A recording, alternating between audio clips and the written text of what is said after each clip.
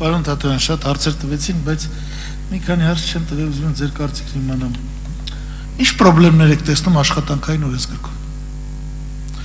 Եթե կոնկրետ ինչ փոխել, ինչ որ մոտեցում ունեք, խնդրում եմ շահադրեք, որովհետև ես գտնում եմ, որ խայտարակ վիճակ է։ Խայտարակ է թե կուզեմ պայ, որ ձեր նախորդը հրաժարվեց իր աշխատանքից առանց մեզ բացատրելու թե ինչու։ Այդ դա շատ հետաքրքիր է։ Ինչ խնդիրներ եք տեսնում սպառողների իրավունքը պաշտպանելու հարցում։ Ինչ ասես անում են։ Ես կարող եմ բացահայտորեն բերել օրենքներ, ասենք խախտել ես։ Մենք այստեղ մեծամասնություն ընդունում օրենք, ասենք դու խախտել ես, քո խախտելը դեռ չի ապացուցվել,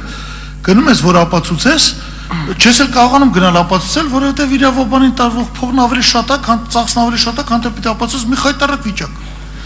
Այս որում մեքենայի գծով կամ պետ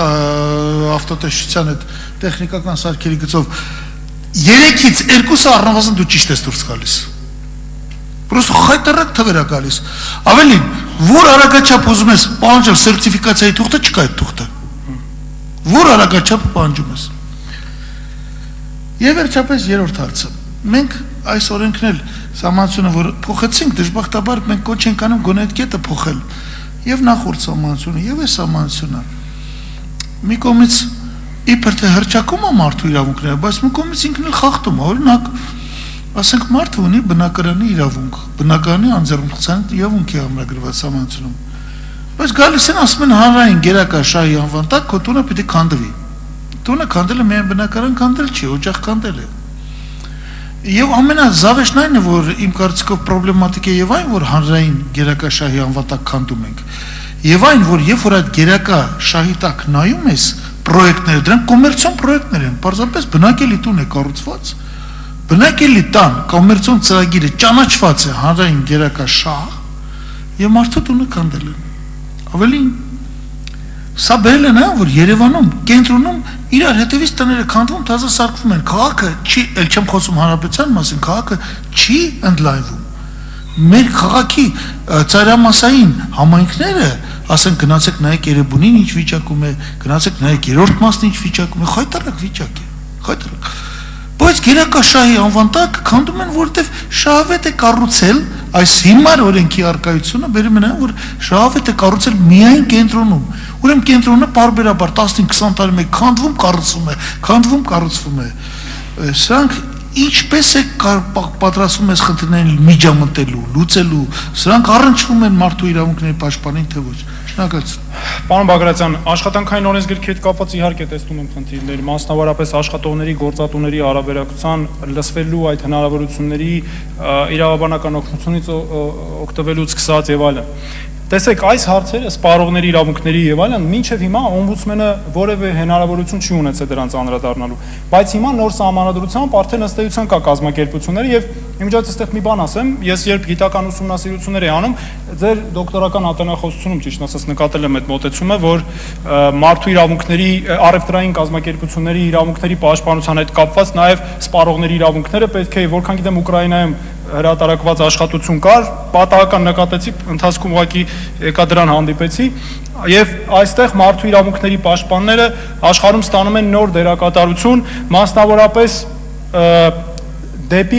դասական իմաստով օմբուդսմենի մոդելից անցում են կատարում նաեւ մասնավոր սեկտոր, որը կարծում այս հարցերը բոլորը կարելի է քննարկել։ Ինչ վերաբերում է վերջին հարցադրմանը կապված հասարակական շահի հետ, չափազանց կարևոր է եւ մեր համանդրական դատաներն են ընդգծել, եվրոպական դատանի չափանիշներն են ընդգծել, չափազանց կարևոր է, որպեսզի ֆորմալ մոտեցում չլինի գերակա հանրային շահի նկատմամբ։ Պետք է միշտ բովանդակային մոտենալ եւ ճիշտ գնահատել յուրաքանչյուր դեպքում հանրային շահի ծանրակշռության աստիճանը։ Իրոք որքանով էր այդ պահին անհրաժեշտ այս կամ այն լուծումը։ Եվ կարծում եմ այս նոր կարգավորումների դեպքում կոնկրետ գանգատների բովանդակությունը օմբուդսմենը պետք է ունենա անելիք։ Եվ այստեղ հատկապես օրենսդրական կարգավորումները ճիշտ գործադրելու մասին է, որ պետք է պատգամավորների հետ նաև աշխատել։ Շնորհակալ եմ։ Հրանտ Բագրատյան, Նիկոլ Փաշինյան։ Հա։ Հրանտ Բագրատյան, նախապատասխան Նիկոլ Փաշինյան։ Շնորհակալություն ձեր պատասխանի համար, բայց ի վերջո եկեք այսպես մի բան պայմանավորվենք։ Եթե զբաղվելու եք այդ հարցերով լավ, ես կարծում եմ, որ նախկինել կար զբաղվել, դրա համար միայն սահմանությունը չէր պետք չէր փոխել։ Բայց ի վերջո կոմերցիոն բնակելի շենքի կառուցումը կարող է ճանաչվել հանրային շահ։ Մի հատ կոնկրետ հարցերի պատասխանեն։ Կարծվել է, անվանվել է հանրային շենք, երկհարկանի պատմամշակութային հուշարձանի փոխարեն կարծվել է 14 հարկանի այսպես կոչված ժամանակակից էլիտնի շենք, բայց դա կոմերցիոն պրոյեկտ է, դա կարող է հանրային շահ կրող լինել։ Պարոն Բագրատյան, եթե իսկապես այդպես է, եթե իսկապես քանդվող շենքն ունի մշակութային, պատմական շատ կարևոր արժեք եւ նոր ծրագիր ունի բացառապես կոմերցիոն նպատակ, ապա կարծում եմ այստեղ կարող է խնդիր լինել գերակա հանրային շահի հետ կապված։ Օրինակ մենք դրա համար եվրոպական դատարանում խնդիրներ ունեցանք եւ հիմա օրենսդրական նաեւ նախաձեռնություն է մարդու իրավունքների ռազմավարությունում էլ կա,